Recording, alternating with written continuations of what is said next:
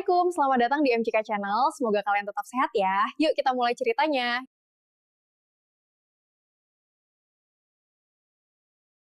Pagi itu datang dengan tenangnya, seperti pagi-pagi lain dalam hidupku yang terasa begitu biasa dan nyaris bisa ditebak.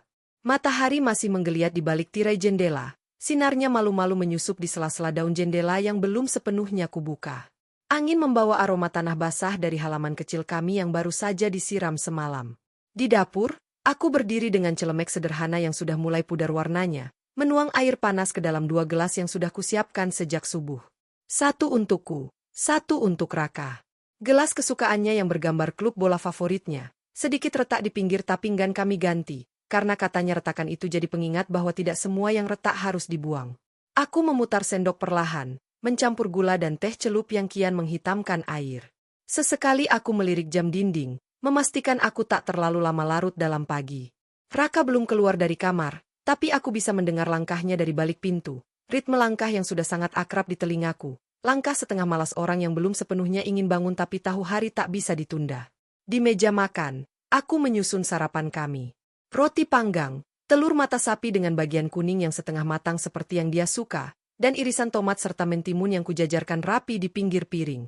Semuanya terasa begitu normal, begitu rutin, seperti rekaman hidup yang sudah diputar berulang-ulang selama 7 tahun pernikahan kami.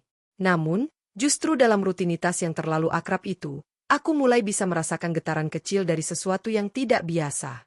Perubahan kecil yang sulit dijelaskan, tapi cukup kuat untuk membuat dada terasa sedikit sesak.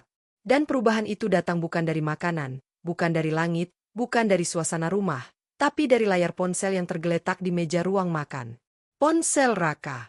Ia jarang meninggalkannya sembarangan, tapi entah kenapa pagi ini benda itu tergeletak begitu saja, menghadap ke atas, dan layar kuncinya berkedip 2 kali. Notifikasi WhatsApp muncul. Sebuah nama. Novi SP. Aku tidak menyentuhnya. Tidak berusaha membuka layar, apalagi memata-matai isinya. Tapi namanya jelas. Novi SP.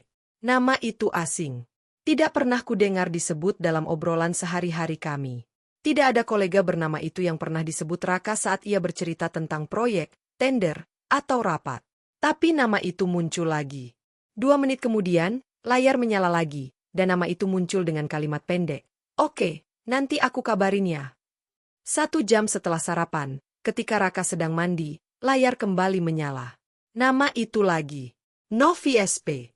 Aku mulai duduk diam di kursi makan, tidak jadi membereskan piring, hanya menatap ponsel itu dari jauh, seperti sedang menatap benda asing yang tiba-tiba menjadi terlalu mencolok dalam dunia yang biasanya kupahami dengan baik. Aku mencoba menyangkal perasaanku. Mencoba berkata dalam hati bahwa itu pasti hanya teman kerja. Tapi benakku menolak menenangkan diri. Sebagai seorang istri yang telah hidup serumah dengan laki-laki yang sama selama bertahun-tahun, aku tahu ritmenya, polanya, gaya komunikasinya, caranya menjawab pesan. Dan yang satu ini terasa tidak biasa. Terlalu sering. Terlalu diam-diam. Saat Raka keluar dari kamar mandi dan duduk di hadapanku, ia terlihat seperti biasa. Rambut basah, kaos putih, celana training abu-abu. Ia tersenyum, mengucapkan, "Pagi, sayang," lalu menyeruput teh hangat yang sudah mulai kehilangan uapnya. Aku membalas dengan senyum kecil dan mencoba terlihat tenang. Tapi dalam diriku, badai kecil sudah mulai terbentuk.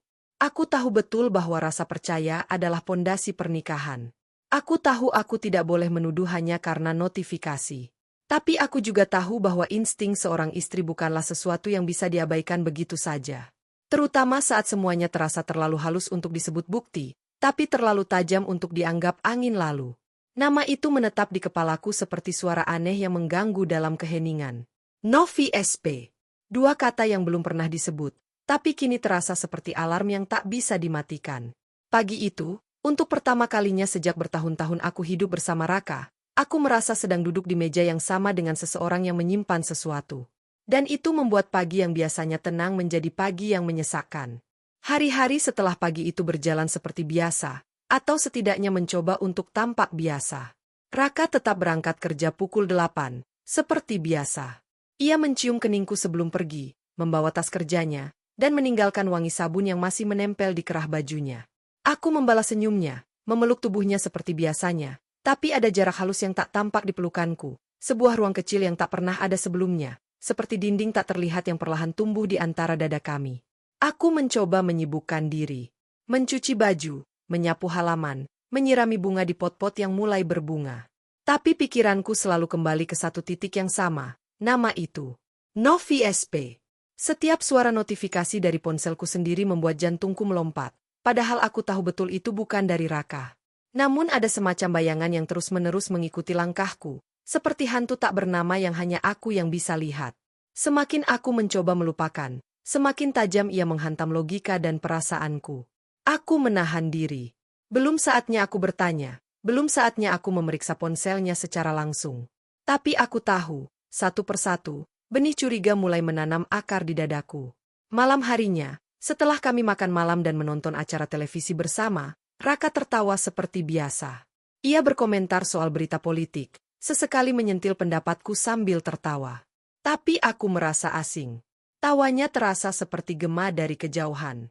Ada jeda yang terlalu rapi dalam obrolan kami, seperti ia sedang mengatur nafas agar tak tergagap. Dan aku hanya duduk dengan senyum yang kupaksakan, berusaha tak menunjukkan bahwa pikiranku sedang berada di tempat lain. Di sela-sela dialog film yang kami tonton, aku sempat melirik ponselnya yang ia pegang erat. Tangannya lebih sering menggenggam ponsel malam itu. Ia membukanya beberapa kali diam-diam, seolah menghindar dari pandanganku. Sesekali ia membalas pesan dan langsung mengunci layar. Bukan karena ingin merahasiakan, katanya dulu, tapi karena tak ingin terganggu saat kami berdua. Tapi malam itu, aku tak bisa mempercayai jawaban-jawaban yang kutulis sendiri dalam pikiranku. Besoknya, aku mulai mencatat. Ya, mencatat. Mencatat jam berapa ponsel itu menyala. Mencatat ekspresi wajah Raka setiap kali namanya muncul. Mencatat kalimat-kalimat yang terdengar terlalu umum, terlalu bersih dari detail. Dan setiap catatan kecil itu, kutulis di halaman belakang buku resep lamaku, seolah hanya catatan belanja. Padahal sebenarnya itu adalah potongan-potongan dari teka-teki yang ingin kupecahkan sendiri. Aku tahu, mungkin semua ini hanya perasaanku. Mungkin aku hanya istri yang terlalu sensitif. Tapi ada suara yang tak bisa kuabaikan. Suara itu berbisik bahwa ini bukan sekadar teman kerja. Bahwa ada sesuatu yang sedang disembunyikan. Bahwa Raka, suamiku yang selama ini setia, mungkin sedang menyimpan retakan yang tak kasat mata, dan aku, dengan kedua tanganku yang selama ini membangun rumah kami, tidak tahu dari mana kebocoran itu bermula. Aku tak langsung berubah menjadi seseorang yang cemburu membabi buta. Tidak. Aku tetap menyajikan sarapan, tetap mengucapkan doa saat ia berangkat, tetap menyiapkan handuk hangat saat ia pulang kerja. Tapi semua itu kulakukan dengan perasaan yang menggantung. Rasanya seperti berdiri di depan cermin yang mulai retak, tapi tak cukup pecah untuk dihancurkan. Aku mulai membandingkan suara tawa Raka dulu dan sekarang. Caranya memegang tanganku dulu dan sekarang. Dan yang paling menyakitkan adalah, aku tidak bisa menunjuk satu kesalahan pun yang jelas. Ia tidak berlaku kasar. Tidak berubah drastis. Tapi justru karena itu aku merasa seperti sedang tenggelam dalam kecurigaan yang tak bisa kubuktikan. Aku tidak bisa menuduh, tapi aku juga tidak bisa berhenti merasakan. Dan rasa itu, pelan-pelan, mulai mengikis bagian paling dalam dari diriku. Aku mulai bertanya pada diriku sendiri, apakah aku cukup? Apakah aku masih menarik di matanya? Ataukah mungkin ada yang lebih segar, lebih muda, lebih menggoda di luar sana, yang kini tengah menarik hatinya? Dan tiap kali aku mencoba menenangkan diri, meyakinkan diriku bahwa aku hanya berlebihan, nama itu muncul lagi. Novi SP. Muncul di layar ponsel yang disimpan dalam saku celana Raka, atau terdengar dari nada getar di malam yang sunyi. Nama itu seperti luka kecil yang terus digaruk sampai berdarah. Aku mulai kehilangan selera makan. Mulai susah tidur. Dan tiap kali aku melihat wajah Raka yang tertidur di sebelahku, aku merasa seperti orang asing yang sedang berbaring di samping pria yang punya kehidupan lain yang tidak kukenal. Aku ingin bertanya, tapi aku takut. Takut mendengar jawaban yang bisa mengubah segalanya. Dan lebih dari itu, aku takut mendengar kebohongan yang dilafalkan dengan wajah tenang, yang bisa membuatku semakin jauh dari kebenaran yang seharusnya kupahami. Pada suatu siang yang lengang, saat hujan mengguyur deras dari langit yang menggumpal kelabu, aku duduk sendirian di kamar, mencoba memejamkan mata untuk tidur siang, tapi yang kudapat hanya bayangan nama itu yang terus melayang di balik kelopak. Angin membawa aroma tanah basah ke dalam ruangan, jendela sedikit terbuka, tirai menari pelan seperti menyimpan bisikan. Di luar, suara hujan seperti alunan simfoni sendu, tapi dalam diriku, ada ribuan suara lain yang lebih nyaring, suara tanya, suara curiga, suara luka yang mulai menganga tanpa luka fisik. Hari itu, aku memutuskan sesuatu yang tak pernah kubayangkan sebelumnya. Aku akan mulai mencari tahu. Bukan karena ingin jadi istri pencemburu, tapi karena aku tidak tahan lagi hidup dalam diam yang menggantung. Aku butuh kepastian, entah itu akan menyembuhkan atau menyayatku lebih dalam. Dan ketika Raka meninggalkan ponselnya di meja ruang tamu untuk pergi ke kamar mandi, dengan tangan yang gemetar, aku menyentuh benda itu untuk pertama kalinya setelah sekian lama hanya menatapnya dari jauh. Aku tahu kode sandinya. Aku tahu karena dulu kami saling terbuka. Tapi hari itu, ketika ku sentuh layarnya dan memasukkan kode seperti biasa, layar tidak terbuka. Salah. Aku coba sekali lagi. Masih salah. Aku mencoba 2 digit terakhir tanggal ulang tahunku, lalu ulang tahun pernikahan kami. Tapi tetap tidak bisa. Saat itulah rasa sesak benar-benar mengisi dadaku. Raka mengganti kode ponselnya. Sejak kapan? Kenapa? Aku tak tahu harus tertawa atau menangis. Rasanya seperti ditolak masuk rumah yang selama ini ikut ku bangun. Raka tidak pernah menyembunyikan ponselnya dariku. Bahkan dulu ia sering memintaku membalas pesan saat ia sedang menyetir. Tapi sekarang, ia mengganti kode dan tidak memberitahuku. Kecil, mungkin. Tapi dalam pernikahan, hal-hal kecil itulah yang sering menjadi awal dari kebusukan besar yang tersembunyi. Sejak hari itu, aku tahu bahwa langkahku berikutnya harus lebih pelan. Aku tidak bisa memaksa. Aku tidak bisa frontal. Aku memilih jalan yang sunyi, mengamati, merekam. Dan akhirnya, pada malam yang sepi saat Raka tertidur lelap, aku membuka laptopnya. Ia jarang memakainya sekarang, tapi aku tahu dia masih kadang login ke WhatsApp web dari situ. Aku tak tahu apakah aku akan menemukannya atau tidak, tapi aku mencoba. Dengan jantung yang berdetak seperti genderang perang, aku masuk ke peramban, membuka tab tersembunyi yang biasa dia gunakan. Dan di sanalah aku melihatnya, riwayat login WhatsApp web yang belum di-logout. Aku tak butuh waktu lama. Pesan-pesan itu terpampang di depanku. Kalimat-kalimat yang sekilas tampak biasa. Lagi di mana? Jangan lupa istirahat. Seneng deh bisa ngobrol lagi. Kalimat biasa, tapi terlalu hangat, terlalu personal, terlalu sering untuk disebut komunikasi kerja. Dan di antara semua itu, ada satu kalimat yang membuat perutku mual. Ternyata rumah kita deketan. Ya, aku sering lewat depan rumah kamu. Rumah kita. Kalimat itu menusuk seperti paku yang dihujam perlahan ke dalam dagingku. Siapa perempuan ini sebenarnya? Kenapa dia tahu rumah kami? Dan kenapa Raka tidak pernah cerita bahwa mereka tinggal berdekatan? Aku membuka profilnya. Novi SP. Foto profilnya samar, hanya siluet. Tapi saat ku telusuri lebih lanjut, aku menemukan akun Instagram dengan nama yang mirip. Dan dari situ, perlahan potongan-potongan masa lalu mulai mengendap di kepalaku. Wajah itu, aku pernah melihatnya. Tapi di mana? Kapan? Dan saat ku telusuri unggahannya lebih jauh, aku menemukan satu foto lama, mereka berdua. Raka dan dia. Foto kuliah. Foto yang dulu pernah kulihat sekilas saat kami masih pacaran. Tuhan, perempuan ini adalah mantan pacar Raka. Dunia seketika seperti runtuh di atas kepalaku. Lututku lemas. Suara hujan masih ada di luar. Tapi yang kudengar hanyalah desing di telingaku sendiri.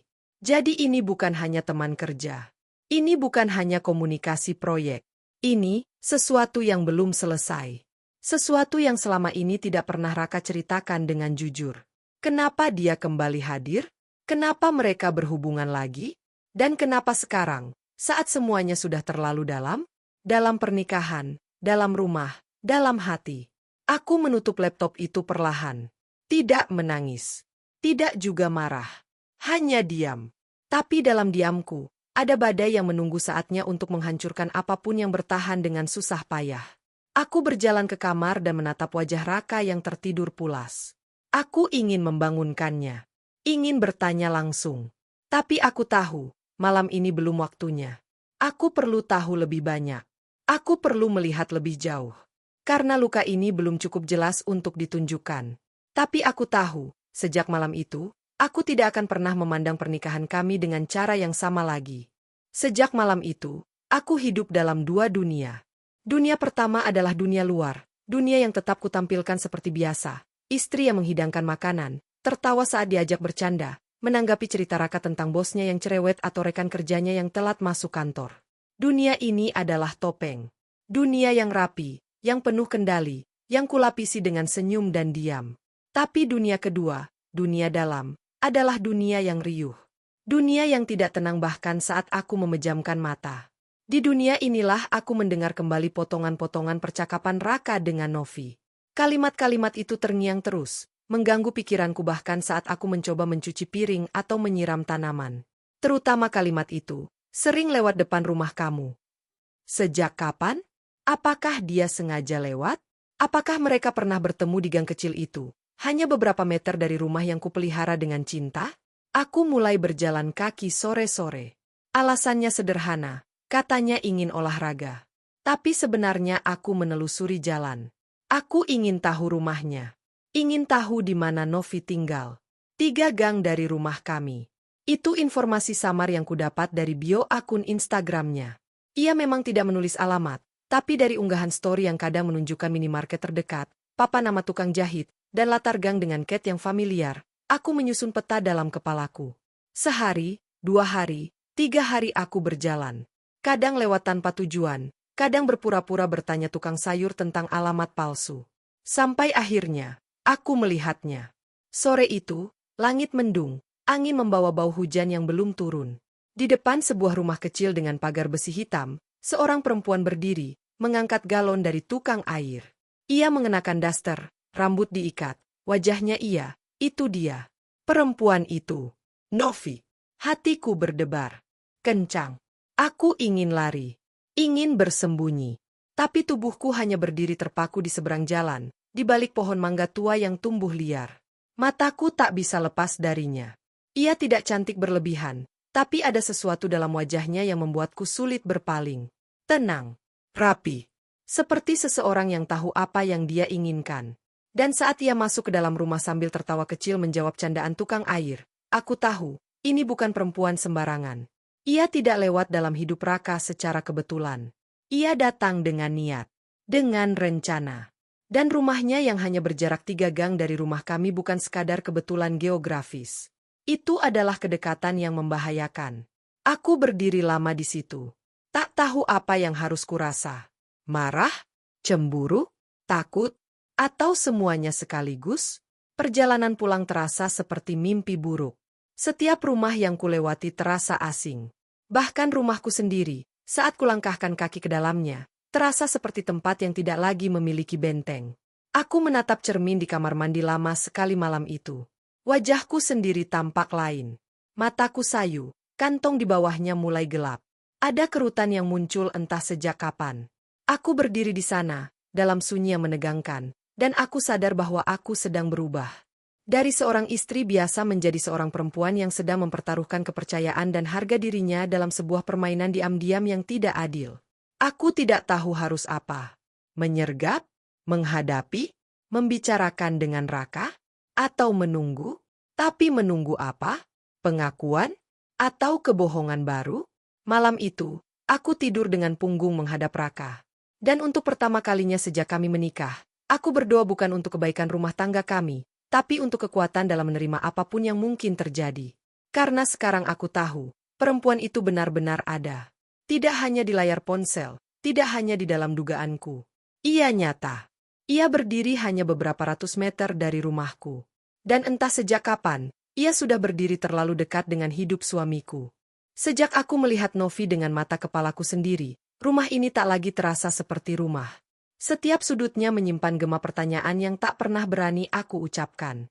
Saat aku menyusun piring di rak dapur, aku bertanya dalam hati, apakah tangan itu, tangan yang kini memegang gelas teh dariku, juga pernah menggenggam tangan perempuan itu diam-diam. Saat aku mencuci baju Raka, menyentuh kaus-kausnya, aku meringis membayangkan apakah pakaian yang sama pernah ia kenakan saat diam-diam bertemu. Aku mulai hidup dengan kepala penuh tanya, tapi mulut yang bisu. Dan itu lebih menyakitkan daripada pengkhianatan yang terang-terangan. Karena dia membuat semuanya menggantung. Seperti benang tipis yang nyaris putus, tapi tak kunjung selesai ditarik. Aku mulai sering mengamati Raka diam-diam. Caranya menunduk saat memainkan ponsel, ekspresi wajahnya saat membaca pesan, atau senyum kecil yang muncul sesaat sebelum dia mengetik balasan. Aku duduk beberapa langkah darinya di ruang tamu, pura-pura sibuk membaca buku, padahal sebenarnya aku hanya menunggu momen itu. momen di mana wajahnya tak bisa menyembunyikan apa yang sebenarnya sedang terjadi dalam pikirannya. Tapi Raka terlalu tenang. Terlalu biasa. Itu yang membuatku gila. Karena aku tahu ada sesuatu yang tidak beres, tapi ia terlalu pandai menyamarkannya. Atau mungkin, aku sudah terlalu terlambat menyadarinya. Mungkin cerita ini sudah dimulai jauh sebelum aku melihat nama itu di layar ponselnya. Mungkin semuanya sudah terjadi saat aku masih sibuk menata rumah, mengurus segala hal sendiri, dan percaya bahwa tidak ada badai yang bisa menghancurkan pondasi cinta yang telah kami bangun bertahun-tahun. Ada malam-malam di mana aku ingin membangunkannya. Aku ingin berdiri di sisi tempat tidurnya, menatap matanya yang tertidur, dan berteriak, "Siapa dia, Raka? Kenapa kamu mengulang masa lalu yang seharusnya sudah selesai?" Tapi suaraku selalu tertahan. Karena aku tahu, sekali kata itu keluar, segalanya akan berubah. Tidak ada jalan kembali. Tidak ada lagi pura-pura tenang. Dan aku belum siap kehilangan semua itu. Mungkin sebagian dari diriku masih ingin percaya bahwa semua ini hanya salah paham. Bahwa Novi hanya muncul sebentar, dan akan pergi dengan sendirinya. Bahwa Raka, suamiku, masihlah laki-laki yang memintaku menikah dengannya dengan mata berkaca-kaca di sore hujan 7 tahun lalu. Namun, semakin aku mencoba menenangkan diriku, semakin kenyataan datang menghantamku dari arah yang tak terduga. Suatu malam, saat aku sedang menjemur handuk di belakang rumah, kudengar suara Raka berbicara di telepon. Suaranya lirih, nyaris berbisik. Ia tidak tahu aku di sana. Ia tidak tahu aku mendengar kalimat itu. Aku juga kangen, katanya. Tapi aku harus hati-hati. Dadaku seperti dipukul dari dalam. Lututku lemas, dan aku berdiri terpaku di antara jemuran yang basah dan gelap yang menelan sisa cahaya langit. Itu bukan suara rekan kerja. Itu bukan suara profesional. Itu suara laki-laki yang sedang menyembunyikan sesuatu dari perempuan yang hidup bersamanya setiap hari. Aku tidak mengonfrontasi malam itu. Aku hanya masuk ke kamar mandi, menyalakan shower, dan berdiri di bawah air yang deras dengan pakaian lengkap. Aku butuh waktu. Aku butuh berpikir. Karena setiap langkah ke depan bisa jadi adalah langkah menuju kehancuran. Aku tahu aku harus bicara.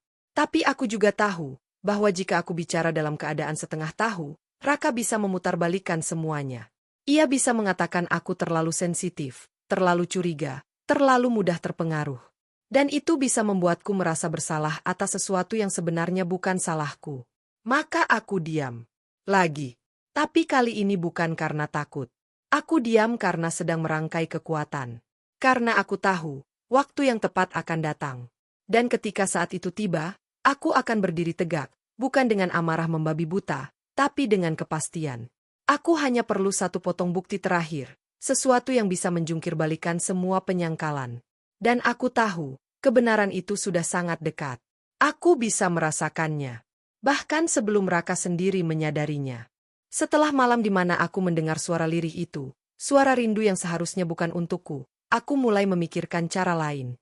Aku tak ingin lagi sekadar menunggu dan menebak, karena waktu ternyata tidak membuat luka ini sembuh, melainkan semakin menanamkannya dalam. Aku mulai menyadari bahwa rasa sakit yang mengendap dalam diam justru berubah menjadi semacam ketajaman. Ketajaman yang perlahan mengasah pikiranku, bukan hanya hatiku. Maka sejak itu, aku berhenti menangis dalam diam.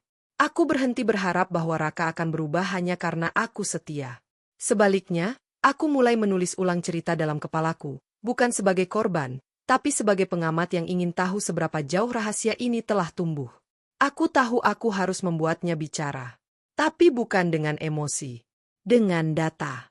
Dengan detail. Dengan bahasa yang tak bisa dibantah. Setiap hari aku mulai menyusun catatan. Aku rekam jam-jam percakapan yang terekam di WhatsApp web.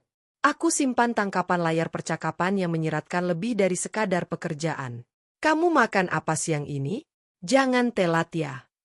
Tadi aku lihat kamu lewat, tapi nggak berani nyapa. Kapan kita bisa ngobrol kayak kemarin lagi? Kalimat-kalimat yang mungkin terdengar biasa di telinga orang lain, tapi bagiku, itu adalah pintu kecil menuju sebuah dunia yang tak seharusnya dibuka oleh suamiku. Aku bahkan membuat folder rahasia di laptopku. Kutandai hari, waktu, bahkan ekspresi wajah Raka saat membalas pesan. Semua kutulis, bukan untuk menyerang, tapi untuk menjaga kewarasanku. Karena kalau tidak, aku mungkin akan meledak dan menghancurkan segalanya sebelum waktunya. Saat memasak makan malam, Aku memperhatikan Raka dari sudut mataku. Ia duduk di ruang tamu, tangannya memainkan ponsel seperti biasa. Tapi kali ini, aku tidak hanya menebak isi pikirannya. Aku tahu persis jam berapa Novi terakhir mengirim pesan. Aku tahu persis bahwa 10 menit lalu, Novi menulis, "Kangen ngobrol di mobil kemarin." Dan sekarang Raka duduk diam, matanya fokus, bibirnya bergerak-gerak seperti sedang mengetik. Aku bisa merasakan amarahku mendidih, tapi aku tekan. Bukan sekarang. Belum saatnya. Aku menunggu momen yang sempurna. Momen di mana aku tidak hanya mengajukan pertanyaan, tapi juga membawa bukti yang tak bisa ditolak. Dalam sunyi itu, aku jadi sadar bahwa aku sedang belajar ulang menjadi seorang istri. Tapi kali ini bukan istri yang mencintai dengan buta, melainkan istri yang mengukur cinta berdasarkan kebenaran, bukan sekadar kebiasaan. Aku mulai berbicara dengan diriku sendiri di malam-malam sepi. Aku berdiri di depan cermin dan melatih suara. Raka, aku ingin tanya sesuatu. Atau, boleh aku tahu siapa Novi sebenarnya? Aku mengulang-ulang kalimat itu sambil mengatur nada. Jangan terlalu tinggi. Jangan menyudutkan. Tapi tegas. Pastikan dia tahu bahwa aku tidak datang sebagai wanita yang cemburu tanpa sebab, tapi sebagai istri yang melihat retakan dan ingin tahu apakah rumah ini masih bisa diselamatkan. Aku juga mulai menjaga jarak. Secara emosional. Saat Raka menyentuh tanganku, aku tetap membalas. Tapi hatiku sudah menyiapkan dinding pelindung. Aku tidak ingin lagi jatuh terlalu dalam pelukan yang ternyata bisa ditinggalkan sewaktu-waktu. Aku menyimpan rasa sayangku, menguncinya dalam peti kecil di hatiku. Bukan karena aku ingin membalas. Tapi karena aku tahu, terlalu banyak memberi saat sedang diuji hanya akan membuatku lemah. Dan aku tidak boleh lemah. Tidak sekarang. Tidak saat aku hampir sampai ke inti dari semua ini. Yang ku tahu, waktu itu sudah dekat. Saat Raka harus memilih untuk jujur, atau terus tenggelam dalam kebohongan yang kubiarkan menelannya perlahan. Pagi itu, aku menyeduh teh seperti biasa. Sama seperti pagi-pagi sebelumnya, tapi kali ini tanganku tak lagi gemetar. Aku sudah memutuskan, hari ini aku akan bicara. Sudah cukup aku memendam dan menyusun bukti dalam sunyi. Sudah cukup aku tidur dalam pelukan yang tidak sepenuhnya milikku. Aku tahu tidak ada waktu yang benar-benar sempurna untuk menyampaikan kebenaran, tapi pagi ini, di meja makan tempat kami biasa duduk berdampingan, aku ingin menatap matanya dan mengajukan satu pertanyaan sederhana.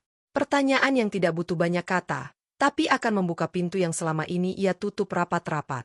Saat Raka duduk di hadapanku, masih mengenakan kaos hitam dan celana pendek tidurnya, aku menyajikan roti dan telur seperti biasa. Ia mengucap terima kasih, seperti biasa. Ia menghirup teh pelan, dan mengusap matanya yang masih mengantuk. Lalu kami duduk dalam diam, hanya ditemani suara sendok yang beradu dengan piring. Aku menatapnya. Menatap betul-betul. Dan dengan suara yang kuatur agar terdengar netral, kutanyakan, "Kamu masih cinta dia?" Ia berhenti mengunyah. Gerakan tangannya terhenti di udara, garpu yang ia pegang tak lagi bergerak. Matanya menatapku, tapi tidak langsung menjawab. Seperti ada sesuatu yang runtuh pelan dalam sorotnya. Aku menunggu. Tidak ada amarah dalam nada suaraku. Tidak ada air mata. Hanya ketenangan yang, aku tahu, lebih menakutkan daripada teriakan. Raka membuka mulutnya, lalu menutupnya lagi. Ia menghela napas pelan, menyandarkan tubuh ke sandaran kursi. Tangannya terlipat di atas meja. "Kamu tahu, ya?" bisiknya, seperti anak kecil yang baru tertangkap menyembunyikan sesuatu. Aku tak menjawab, hanya menatap. Dan itu cukup bagi Raka untuk mengerti bahwa aku tahu lebih dari yang ia perkirakan. Butuh waktu beberapa menit sebelum ia mulai bicara lagi. Dengan suara pelan, ia mulai bercerita tentang proyek kerja yang mempertemukan mereka kembali. Tentang pertemuan pertama yang katanya tidak direncanakan. Tentang obrolan nostalgia yang katanya hanya kenangan. Awalnya cuma ngobrol. Beneran, cuma ngobrol, katanya. Tapi dari nada suaranya aku tahu, yang ia maksud, awalnya, berarti sesuatu sudah berkembang dari sana. Ia tak membantah saat kutanya apakah mereka pernah bertemu diam-diam. Ia tidak menyangkal saat kutanya apakah Novi tahu bahwa dia masih mencintaiku. Ia hanya diam. Dan dalam diam itu, aku menemukan jawaban yang tak perlu dikatakan dengan kata. Aku tahu. Mereka bukan hanya saling sapa. Bukan hanya rekan kerja. Bukan hanya kebetulan. Mereka adalah dua orang dengan masa lalu yang belum selesai. Dan sayangnya, masa depan yang seharusnya milikku, kini tercemar oleh masa lalu yang ia biarkan terbuka kembali. Aku tidak memukul meja. Tidak mengangkat suara. Aku hanya menunduk sejenak, lalu menatap matanya. Kenapa kamu nggak cerita dari awal? Tanyaku. Raka menggeleng. Aku takut kamu sakit hati. Kalimat yang membuat dadaku seperti diremukan. Kamu pikir aku nggak lebih sakit sekarang? Ia tak menjawab. Hanya mengusap wajahnya dengan kedua tangan. Dan untuk pertama kalinya, aku melihatnya menangis. Air mata laki-laki yang biasanya kukira mahal, hari ini jatuh karena dia tak bisa menyangkal apa yang telah ia lakukan. Tapi aku tidak merasa lega. Tidak merasa menang. Justru aku merasa hampa. Karena ternyata, semua ketakutanku selama ini bukanlah hasil dari imajinasi. Tapi intuisi yang terbukti benar. Saat kami duduk di meja makan yang sama itu, makanan kami mulai dingin. Tapi yang membeku bukan hanya telur dan roti, melainkan perasaan yang selama ini kupertahankan mati-matian. Aku tidak tahu apa yang akan terjadi setelah ini. Aku belum memutuskan apakah akan pergi atau tetap tinggal. Tapi satu hal yang pasti, hari ini, rumah ini tak lagi sama. Dan aku, perempuan yang selama ini berdiri di dapurnya, menata bajunya, merapikan hidupnya, bukan lagi istri yang hanya menunggu dan menunduk. Aku adalah saksi dari kebohongan yang dipoles rapi. Dan aku akan menentukan kemana arah langkahku selanjutnya, dengan kepala tegak, meski hati berlumur luka. Setelah percakapan pagi itu, rumah kami jadi senyap seperti gedung tua yang ditinggalkan pemiliknya. Tak ada suara obrolan ringan saat makan malam. Tak ada percakapan soal film yang akan kami tonton sebelum tidur. Bahkan suara sendok dan piring pun seakan enggan saling bersentuhan. Kami bergerak di ruang yang sama, tapi seperti dua jiwa yang tak lagi saling menyapa, hanya bertukar bayangan yang bisu. Aku tidak langsung memutuskan. Aku tahu, pernikahan bukan tempat untuk terburu-buru membuat vonis. Tapi aku juga tahu, setiap detik yang kulewati bersama Raka setelah pengakuannya itu terasa seperti menginjak pecahan kaca dengan telapak kaki telanjang. Ada rasa perih yang tak bisa dijelaskan. Kadang kecil, kadang menyentak. Dan aku tahu, luka semacam ini tidak akan sembuh hanya dengan permintaan maaf. Aku duduk berjam-jam sendirian di kamar. Menggenggam bantal, melihat langit-langit, memutar ulang semua momen, dari hari pertama Raka melamarku, sampai pagi ketika aku bertanya padanya dengan suara tenang tapi penuh luka. Aku teringat janji-janji yang dulu kami ucapkan, tentang saling menjaga, tentang tak akan menyakiti satu sama lain. Tapi kenapa justru orang yang kau percayai paling dalam, bisa menjadi orang pertama yang menusukmu tanpa suara? Aku mencoba memahami. Mencoba mengerti bagaimana mungkin cinta bisa terbelah dua tanpa satupun dari kami menyadari saat belahannya mulai terbentuk. Raka bilang, ia tidak pernah berniat selingkuh. Bahwa Novi datang di saat ia merasa kehilangan arah. Bahwa obrolan mereka adalah nostalgia yang menyenangkan, semacam pelarian sesaat dari tekanan pekerjaan dan rutinitas rumah. Tapi bagiku, itu tetap pengkhianatan. Bukan karena mereka sudah tidur bersama, tapi karena ia menyimpan dunia yang tak kubagi. Dunia yang tumbuh di belakang punggungku. Malam itu aku mulai menulis. Bukan surat untuk Raka, bukan pesan untuk Novi, tapi surat untuk diriku sendiri. Aku tulis semua rasa yang mengganggu dadaku. Ketakutan akan kehilangan, amarah yang belum meledak, keraguan yang menyesakkan. Di halaman pertama, kutulis, kalau aku bertahan, apakah aku masih bisa mencintainya seperti dulu? Di halaman kedua, kalau aku pergi, siapa yang akan terluka lebih dulu? Aku, dia, atau anak-anak yang belum kami punya. Karena ya, bagian dari rasa sakit ini juga datang dari harapan-harapan yang kami bangun bersama. Raka dan aku pernah merencanakan segalanya. Anak pertama akan dinamai Raihan. Kami bahkan sudah melihat-lihat sekolah. Tapi kini, semua rencana itu menggantung. Seperti lampu yang pada mendadak, menyisakan bayangan yang tak tahu harus kemana melangkah. Aku tidak ingin menjadi perempuan yang bertahan hanya karena takut sendirian. Tapi aku juga tidak ingin jadi perempuan yang pergi hanya karena tersinggung sekali. Karena dalam pernikahan, seringkali luka dan cinta saling bertindih. Tapi luka ini terasa dalam. Terlalu dalam. Aku takut, kalau aku memaafkan sekarang, aku akan terus hidup dengan bayang-bayang Novi di setiap percakapan kami. Aku akan terus bertanya dalam hati, apakah dia benar-benar sudah melupakan perempuan itu? Dan, apakah aku hanya jadi tempat pulang, sementara hati Raka masih mondar-mandir di jalan masa lalunya? Aku tidak ingin jadi rumah yang sekadar nyaman, tapi tak pernah dicintai. Aku ingin jadi satu-satunya. Dalam diam yang panjang malam itu, aku duduk di lantai kamar. Lampu sudah kupadamkan, hanya cahaya dari luar jendela yang menyorot samar. Aku mendengar suara pintu kamar dibuka perlahan. Raka masuk, berdiri di ambang. Kami saling menatap tanpa kata. Aku bisa lihat bahwa ia lelah, sama lelahnya denganku. Tapi kami berdua tahu, kelelahan ini bukan dari pekerjaan, bukan dari dunia luar. Ini adalah kelelahan karena kehilangan arah dalam hubungan yang seharusnya saling menjaga. Raka mendekat, duduk di sebelahku. Aku mau berubah, katanya lirih. Tapi aku hanya menatap lurus ke depan. Karena kadang, ucapan semacam itu datang bukan dari kesadaran, tapi dari rasa bersalah. Dan rasa bersalah bisa reda. Tapi luka yang ditinggalkan oleh kebohongan yang dipelihara diam-diam, tidak semudah itu sembuh. Aku tidak tahu pasti kapan tepatnya keinginan itu tumbuh. Mungkin saat aku melihat Raka duduk di ruang tamu sambil menatap kosong layar ponselnya. Atau saat aku membaca ulang pesan-pesan yang masih tersimpan di laptop, yang sebagian besar sudah tak bisa kubuka lagi karena Raka akhirnya mengganti semua sandinya. Tapi rasa itu tumbuh perlahan. Rasa ingin tahu. Bukan karena aku ingin bertengkar, apalagi ingin menegaskan siapa yang lebih berhak atas Raka. Tapi aku ingin tahu seperti apa perempuan itu. Seperti apa Novi. Apakah dia datang dengan wajah polos dan tidak tahu Raka sudah menikah? Atau dia masuk dengan sadar, membawa kenangan lama sebagai tameng, dan keinginan baru sebagai panah yang ditujukan ke rumah kami? Aku butuh melihatnya. Mendengar langsung. Karena selama ini dia hanya hidup dalam dugaanku, di balik layar, di ujung pesan. Dan itu tidak cukup untuk membuatku benar-benar mengerti. Siang itu, aku berdiri di depan rumah dengan pagar hitam yang tak asing lagi. 3 gang dari rumahku.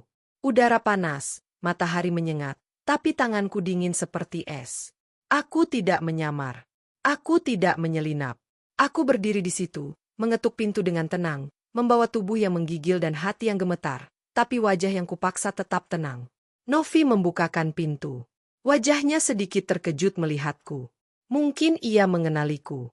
Atau mungkin hanya tak menyangka bahwa perempuan yang selama ini menjadi istri dari lelaki yang masih ia hubungi kini berdiri langsung di ambang pintunya.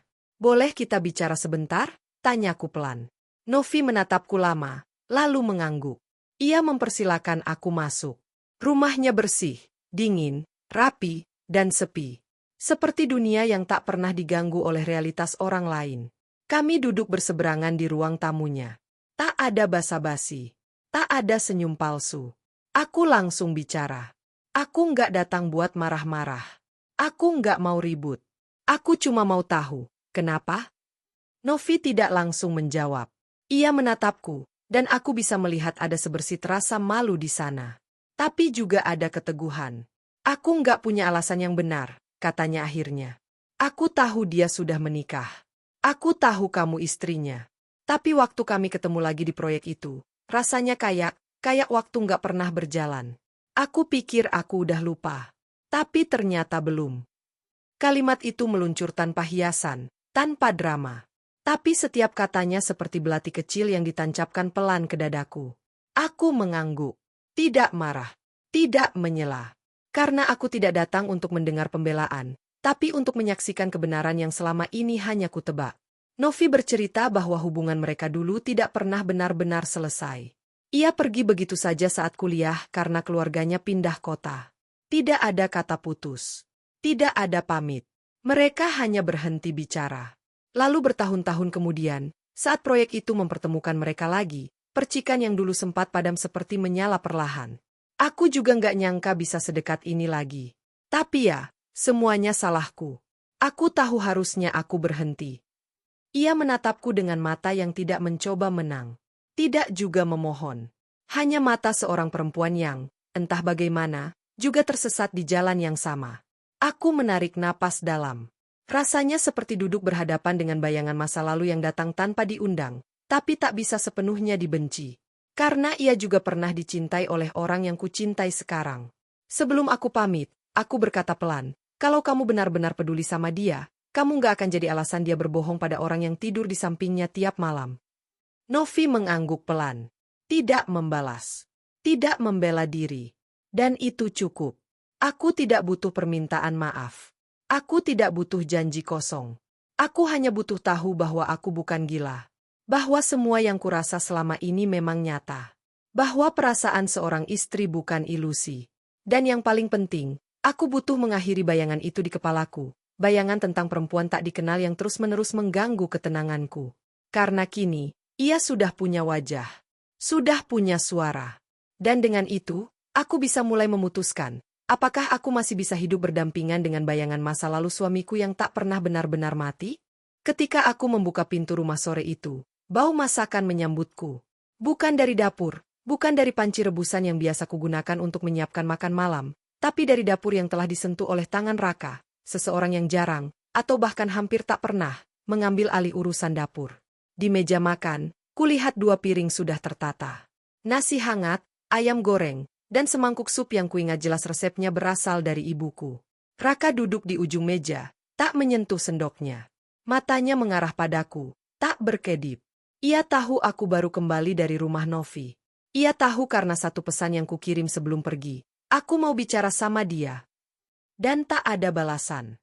Hanya 2 centang biru yang diam di layar. Tapi diam itu cukup sebagai tanda bahwa ia sadar. Satu-satunya tembok terakhir antara kebohongan dan kenyataan kini telah roboh. Aku berjalan pelan, menaruh tasku di kursi, lalu duduk di depannya. Tak ada kata yang keluar. Hanya suara detak jam dinding dan aroma sup yang tak sanggup menyamarkan ketegangan yang menggantung di antara kami. Raka membuka suara lebih dulu. Aku nggak bisa tidur tadi malam. Kalimat pembuka yang terdengar seperti keluhan, tapi sesungguhnya adalah permintaan ampun. Aku tahu kamu pergi ke rumahnya. Aku tahu kamu butuh dengar dari dia langsung. Aku tak menjawab. Aku hanya menatap wajah yang selama ini kucintai, yang kini tampak lebih tua, lebih lelah. Garis-garis di dahinya lebih dalam. Matanya sayu, seperti habis menangis atau tidak tidur semalaman. Tapi aku tidak datang untuk menghibur. Tidak juga untuk menenangkan. Aku datang sebagai perempuan yang butuh tahu apakah rumah ini masih bisa diperbaiki, atau harus kubiarkan runtuh, agar aku bisa membangun hidup baru yang tak lagi ditopang oleh kepura-puraan. Aku yang salah, katanya. Aku terlalu bodoh, terlalu pengecut buat jujur dari awal. Ia tertunduk, dan suaranya mulai bergetar. Waktu Novi muncul lagi, rasanya kayak masa lalu yang dulu nggak pernah selesai, tiba-tiba ngetuk pintu lagi. Aku kangen masa-masa itu. Masa di mana semuanya belum serumit sekarang. Bukan berarti aku nggak cinta kamu. Tapi, aku ngerasa kosong. Dan aku nyari pelarian. Kalimat terakhir itu seperti palu yang menghantam dadaku. Pelarian. Jadi aku bukan rumah? Aku hanya tempat kembali yang nyaman, tapi tidak cukup menggairahkan untuk tinggal sepenuhnya? Aku merasakan kemarahan menjalar dalam diam. Tapi aku tak ingin memotong pengakuannya. Aku ingin mendengarnya sampai habis, sampai tak ada satupun sudut lagi yang disembunyikan. Raka mengangkat kepalanya. Matanya basah. Aku nggak pernah tidur sama dia. Aku janji. Tapi aku tahu, aku udah cukup jauh buat bikin kamu patah. Ia mendekatkan tubuhnya, meletakkan kedua tangannya di meja, mencoba meraih tanganku. Tapi aku mundur sedikit. Bukan karena aku jijik, tapi karena aku butuh ruang. Ruang untuk berpikir. Untuk bernapas. Aku udah putus kontak sama dia, lanjutnya. Aku bilang ini salah. Aku minta dia jangan hubungin aku lagi. Tapi aku tahu, itu nggak cukup buat menghapus semua yang udah terjadi. Aku menunduk, menggigit bibirku agar tidak bergetar. Aku mendengar semuanya. Dan yang paling menyakitkan bukan soal pertemuan mereka. Bukan soal kenangan mereka. Tapi soal kosong yang ia rasakan. Dan betapa aku ternyata bukan jawaban dari kekosongan itu. Kami duduk di sana lama. Bahkan setelah matahari tenggelam, kami masih diam dalam cahaya lampu yang temaram. Sup sudah dingin. Ayam kehilangan garingnya. Tapi malam itu, yang hangat bukan makanan, melainkan luka yang dibuka lebar-lebar. Dan anehnya, meski perih, ada semacam kelegaan yang menyelinap. Karena akhirnya, tak ada lagi yang disembunyikan. Aku berkata pelan, aku nggak tahu mau ngapain besok. Aku nggak tahu harus milih tinggal atau pergi. Tapi sekarang, aku cuma pengen tidur sendirian. Raka mengangguk. Tak membantah. Tak memohon. Ia bangkit, mengambil bantalnya sendiri, dan malam itu untuk pertama kalinya, ia tidur di sofa. Dan aku, di kamar, menatap langit-langit yang terasa seperti ruang hampa, sunyi, Tapi jujur, untuk pertama kalinya sejak semuanya dimulai, aku merasa berat, tapi nyata. Malam itu aku tak benar-benar tidur. Aku berbaring di tempat tidur yang dingin, tubuhku menyelimuti dirinya sendiri, dan pikiran-pikiran yang tak henti berdatangan menolak untuk dibungkam. Jendela kamarku terbuka sedikit. Angin malam menyusup pelan seperti pertanyaan-pertanyaan yang tak bisa kuabaikan. Aku menatap langit-langit kamar, tempat yang biasa kupandangi sebelum memejamkan mata. Tapi malam ini langit-langit itu terasa begitu asing, kosong, tanpa kenangan, tanpa makna. Di luar, suara anjing menggonggong dari kejauhan, dan lampu jalan menyorot bayangan pepohonan ke dinding. Segalanya terasa hening, tapi pikiranku riuh. Aku bertanya pada diriku sendiri, apa sebenarnya cinta itu? Apakah cinta adalah kesetiaan yang tak tergoyahkan? Ataukah cinta itu adalah keputusan untuk bertahan bahkan ketika yang lain sudah mulai meragukan arah? Aku mencoba mengingat masa-masa awal pernikahan kami. Waktu itu, semuanya terasa seperti cerita indah yang kupikir akan terus berjalan dengan mulus. Aku masih ingat malam pertama kami pindah ke rumah ini, saat kami menata lemari sambil tertawa karena bingung harus meletakkan pakaian di mana. Atau saat kami pertama kali memasak bersama, dan nasi yang kami buat gosong karena terlalu sibuk berciuman di dapur. Semua itu terasa seperti milik kami berdua, tidak terganggu oleh siapapun.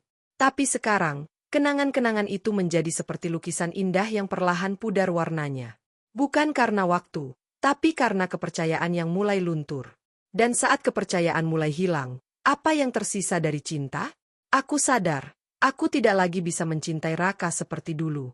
Bukan karena aku membencinya. Tapi karena bagian dari diriku telah rusak, bagian yang dulu percaya penuh tanpa syarat.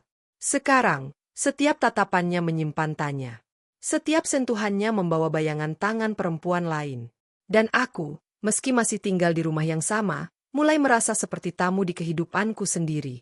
Aku tidak ingin menjadi perempuan yang bertahan hanya karena takut memulai lagi.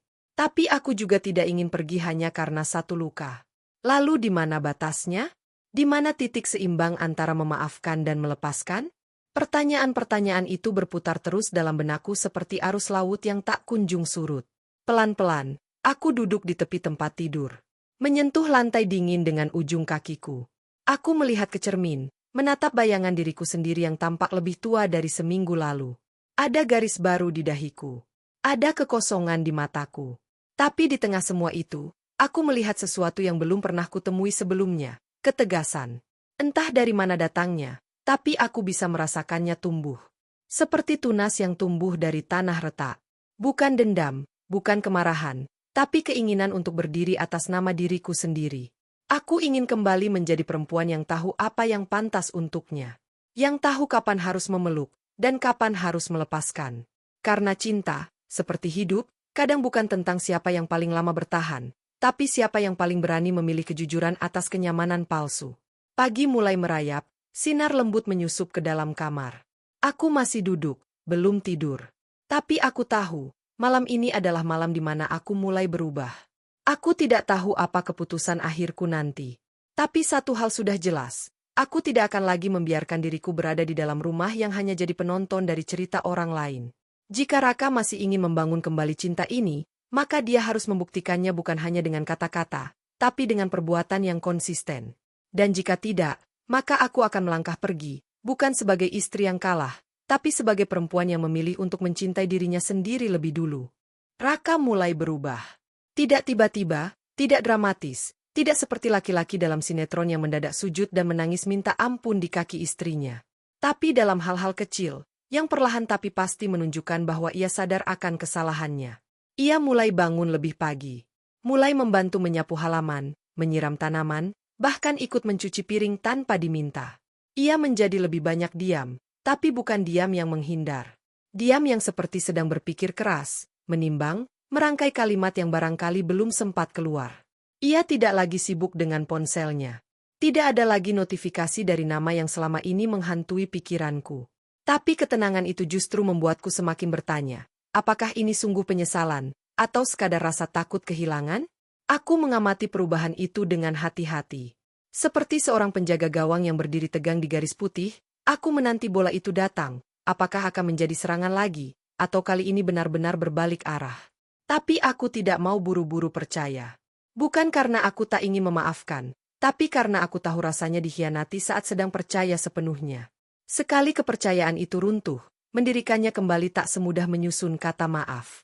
Perlu waktu, perlu bukti, dan lebih dari itu, perlu ruang. Maka setiap kali Raka mencoba mendekat, aku tetap memberinya senyum, tetap menjawab dengan baik, tapi tak kubiarkan ia masuk terlalu dalam. Aku belajar memasang pagar, bahkan untuk orang yang kucintai. Suatu malam, saat kami duduk berdua di teras, hanya ditemani suara jangkrik dan aroma bunga melati yang mulai mekar, Raka berkata, "Aku ngerti kalau kamu belum bisa percaya. Tapi aku bakal tunggu. Berapa lama pun itu." Aku menoleh padanya. Di wajahnya, tidak ada lagi arogansi. Tidak ada lagi pembelaan. Hanya seorang laki-laki yang tahu bahwa kali ini ia benar-benar berada di ambang kehilangan. Aku ingin mempercayainya, sungguh. Tapi hati yang pernah robek tak bisa dijahit hanya dengan janji. Aku berkata pelan, "Kamu tahu nggak, kenapa aku belum pergi?" Ia menggeleng pelan. "Karena aku ingin tahu kalau aku bertahan, apa aku bisa sembuh. Dan kalau aku pergi, apa aku akan hancur." Kami duduk lama tanpa bicara. Angin malam menyentuh tengkuku, dingin dan jujur. Aku memejamkan mata sejenak, membiarkan diriku merasakan segala yang selama ini kutahan. Sakit, rindu, kecewa, semua bercampur jadi satu. Aku tidak ingin hidup dalam rumah yang seperti reruntuhan. Tapi aku juga tidak ingin membangun kembali sesuatu yang fondasinya masih retak. Dan aku tahu, jika Raka ingin kami pulih, maka bukan hanya dia yang harus berubah. Tapi aku juga harus mengakui bahwa sebagian dari diriku pun sudah berubah. Aku bukan lagi perempuan yang bisa tersenyum hanya karena suaminya bersikap manis. Aku sekarang adalah perempuan yang tahu apa rasanya kehilangan arah, dan karena itu, aku tak akan pernah membiarkan diriku tersesat lagi, bahkan oleh cinta sekalipun.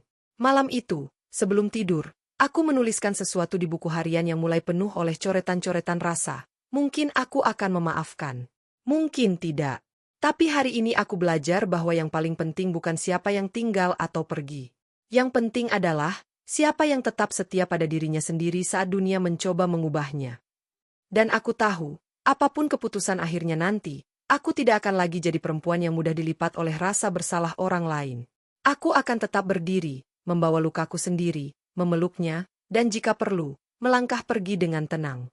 Beberapa hari setelah percakapan itu, aku memutuskan untuk pergi ke rumah orang tuaku. Bukan pergi untuk selamanya. Bukan juga bentuk protes atau ancaman. Aku hanya butuh ruang yang tak terikat oleh sejarah bersama Raka. Butuh udara yang tidak mengingatkanku pada aroma tubuhnya, pada tawa yang dulu kami bagi, atau pada malam-malam yang sekarang terasa terlalu sunyi untuk ditinggali sendiri. Maka aku pulang. Pulang ke rumah masa kecilku. Rumah yang temboknya masih dipenuhi foto-foto lama, suara lantainya masih berderit di sudut-sudut tertentu, dan wangi kayunya masih mengendap di hidungku seperti kenangan yang tak pernah benar-benar pergi. Saat ibuku membukakan pintu, ia tidak bertanya. Ia hanya memelukku erat. Seolah tahu bahwa anak perempuannya membawa luka yang tak terlihat, tapi begitu berat hingga tampak dari cara aku berjalan. Kami duduk di teras, seperti dulu saat aku remaja dan sering curhat soal teman sekolah yang menyebalkan atau nilai ujian yang membuatku menangis.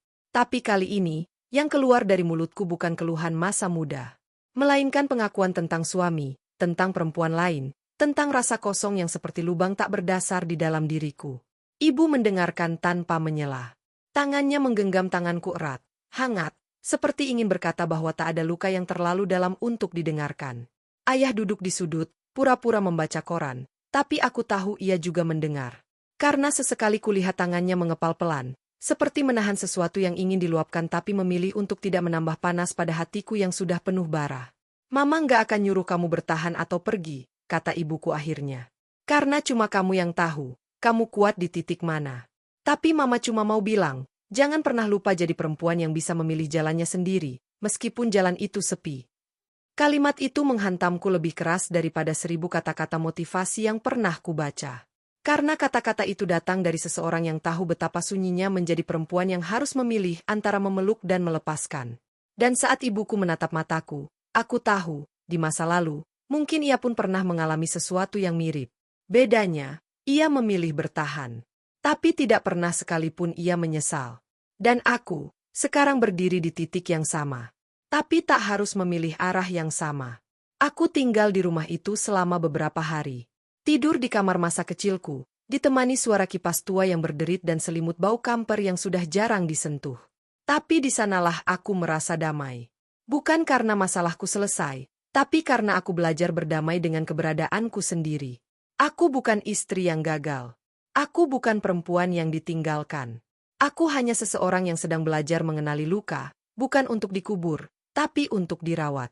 Setiap pagi aku duduk di halaman depan, menatap matahari yang muncul perlahan, dan dalam detik-detik hening itu, aku mulai sadar bahwa rumah bukan cuma tempat seseorang menunggumu, tapi tempat di mana kamu bisa kembali jadi dirimu sendiri, tanpa rasa takut atau malu. Dan untuk pertama kalinya sejak semua ini terjadi, aku merasa pulang.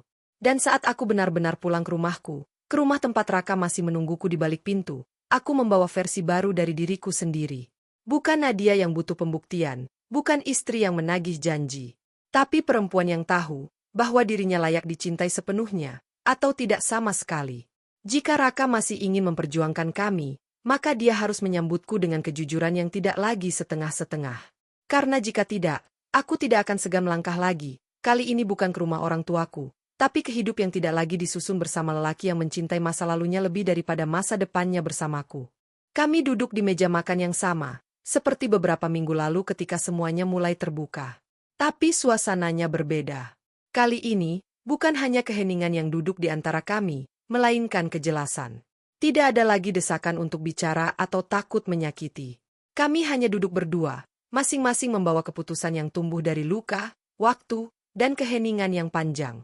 Raka menatapku, kali ini bukan dengan wajah bersalah yang meminta dimaafkan, tapi dengan mata yang siap. Siap menerima apapun. Siap melepaskan jika perlu. Kamu kelihatan beda, katanya pelan. Kamu juga, jawabku. Dan memang begitu adanya. Kami berdua sudah berubah. Mungkin tidak drastis dari luar, tapi ada bagian dalam diri kami yang tidak lagi sama seperti sebelumnya. Aku, kini tak lagi mendamba pengakuan.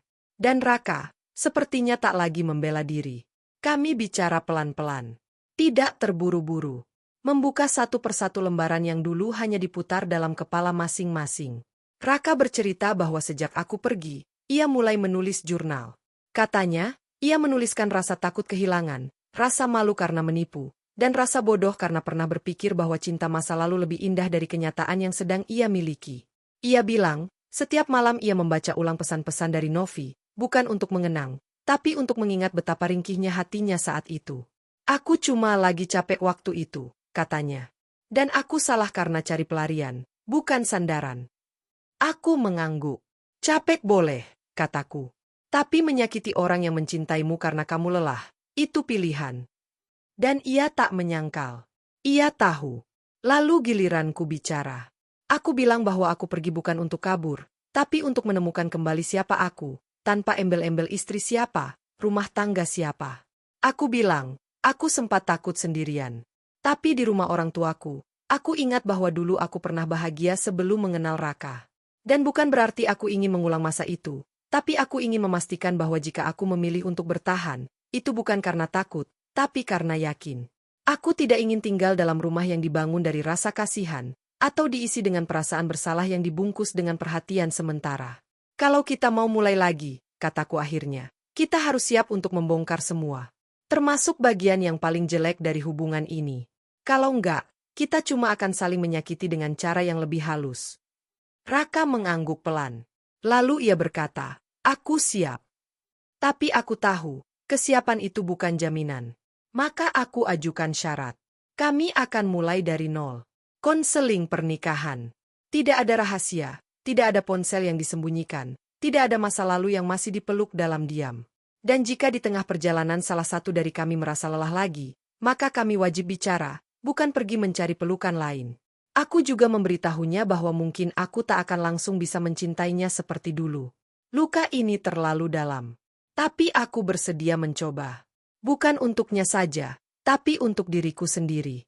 Karena aku ingin tahu, apakah cinta yang pernah dirusak bisa tumbuh kembali jika dua orang benar-benar mau menyiraminya bersama. Kami tidak berpelukan malam itu. Tidak juga menangis atau membuat adegan penuh drama. Kami hanya duduk diam, menatap teh yang mulai dingin, dan dalam diam itu, aku tahu, aku belum sepenuhnya memaafkan.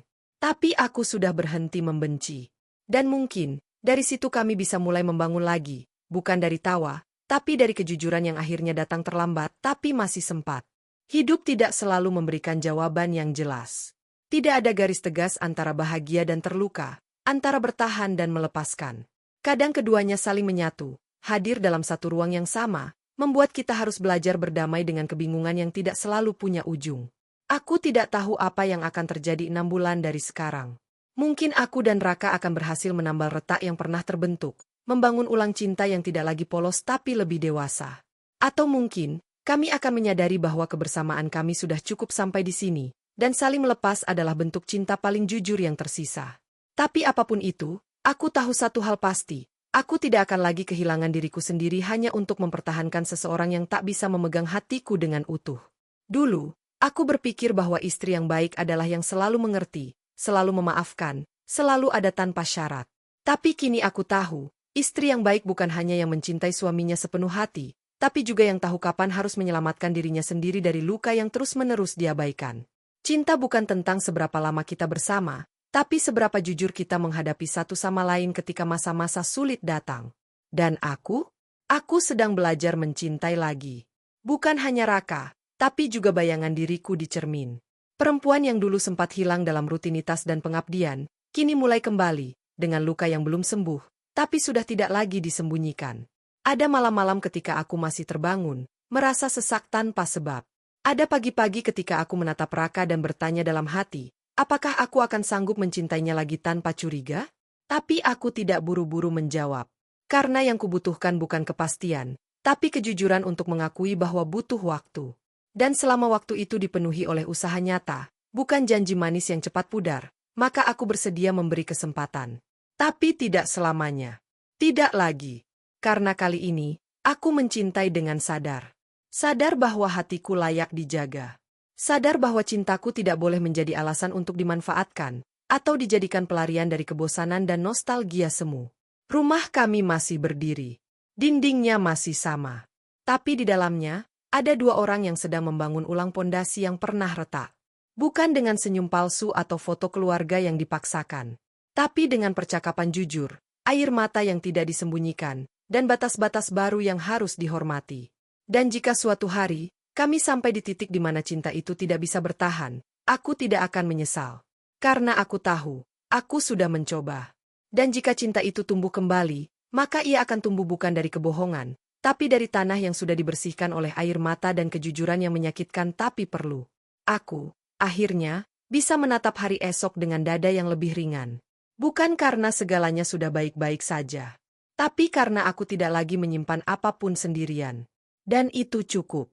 Untuk hari ini. Untuk mulai melangkah. Itu dia cerita kita hari ini. Jangan lupa like, komen, dan subscribe.